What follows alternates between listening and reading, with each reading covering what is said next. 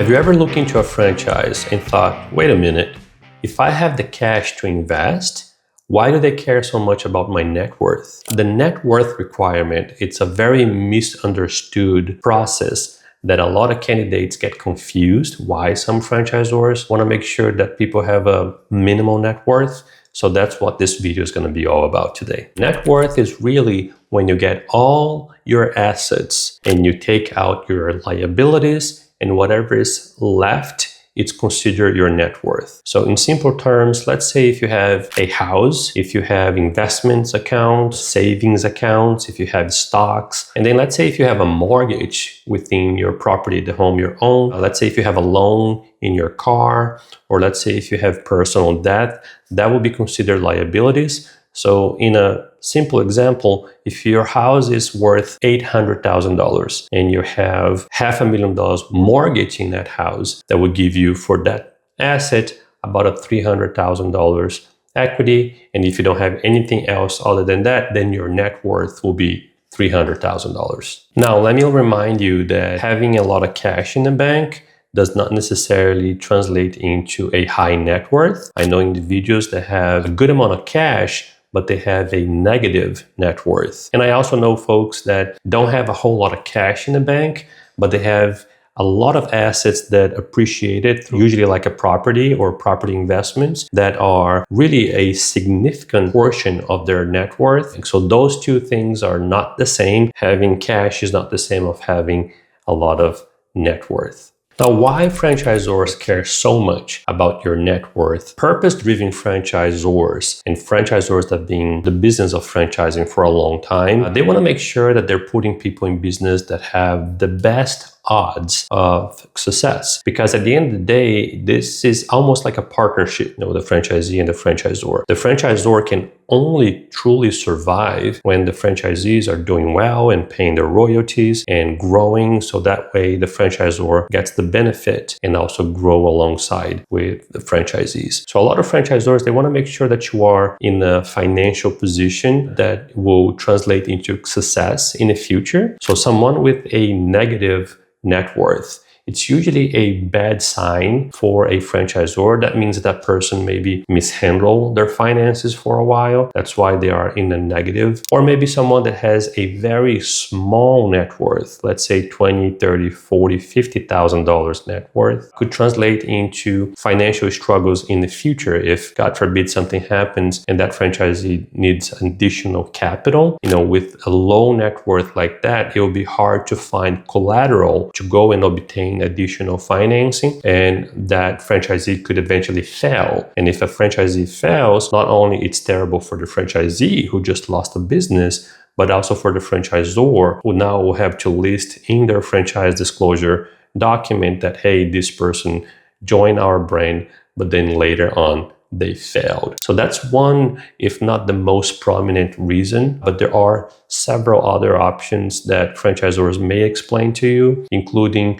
really making sure that you are in a good financial position for your investment. Now let's talk a little bit about what the net worth requirements from franchisors usually don't mean, because there's some confusion about this too. If a franchisor says that a candidate must have $500,000 in net worth or better, it does not mean that you must have that amount in liquid capital or you must have $500,000 in cash. Okay, a lot of franchisors actually, they would have the liquidity requirement. So I know one in specific that I represent that requires $100,000 in liquid capital. That's one of their requirements. And then they also have the net worth requirements. They're two different things. So when a franchisor says, hey, we have this requirement that you need this amount in net worth, it doesn't mean that you actually have to have access or have that amount in liquidity. The second thing that it does not mean is that you're going to need that amount to invest into this franchise. So the franchisor says, hey, you need $500,000 net worth. It doesn't mean that you're going to have to invest $500,000 into that franchise. Sometimes they even require a much higher net worth than the actual investment for that franchise. So you may be looking into a franchise where the total investment is $200,000 on average, and they're still asking for a $500,000 net worth. So those are two different things, and it doesn't mean that you have to go ahead and use all your net worth into the purchase of that franchise. So make sure that you are clear on what is the total investment expected on that franchise and what is the net worth requirement that that franchisor requires. And then the last one is that having a high, super high net worth. So let's say if someone is worth $1, $2, $3, $4, $10 million, it doesn't necessarily mean that they are approved right away, because franchisors will still look into many other things to approve a candidate that goes over and beyond their net worth. Now, granted, if someone has a really high net worth, in the millions of dollars, it's usually a great sign for that franchisor, but some franchisors will really take that as a small part of their vetting process before they can approve a candidate.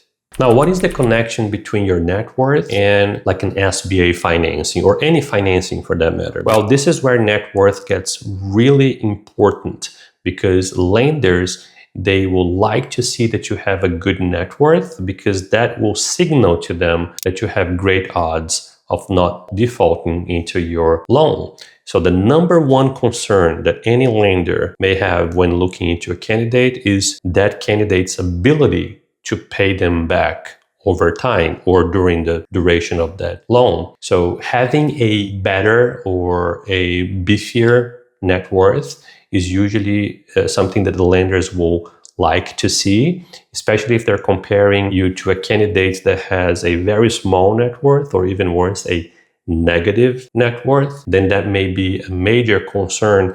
And I, for one, have seen lenders denying applications on people based on their net worth. So this is where really you want to pay attention if you're investing into a franchise, that you are not paying for it outright and you plan on obtaining a loan for the investment into that franchise. Having a good net worth, I would say that $300,000 or better will really set you apart for the best odds of securing financing to purchase that franchise. Now, how using a franchise consultant can really help throughout this process? Well, here at FranShip, we want to make sure that we are matching our candidates with the franchises that actually meet their criteria. So if you have a conversation with us and you say, hey, my net worth is about $300,000, we are not going to introduce you to a franchisor where the minimum requirement for net worth is $800,000, because that will be a waste of your time and our time and the franchisor time. So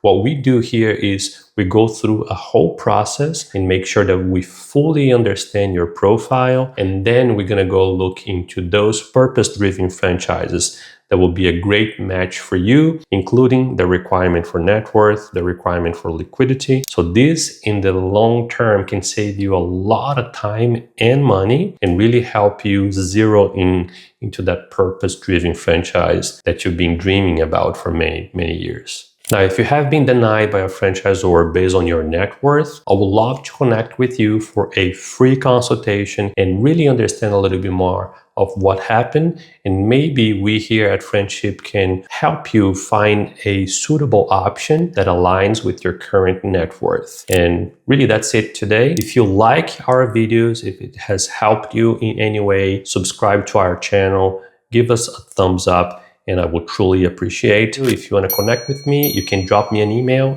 joe@franshipconsultants.com, or you can check our website, franshipconsultants.com. See you next time.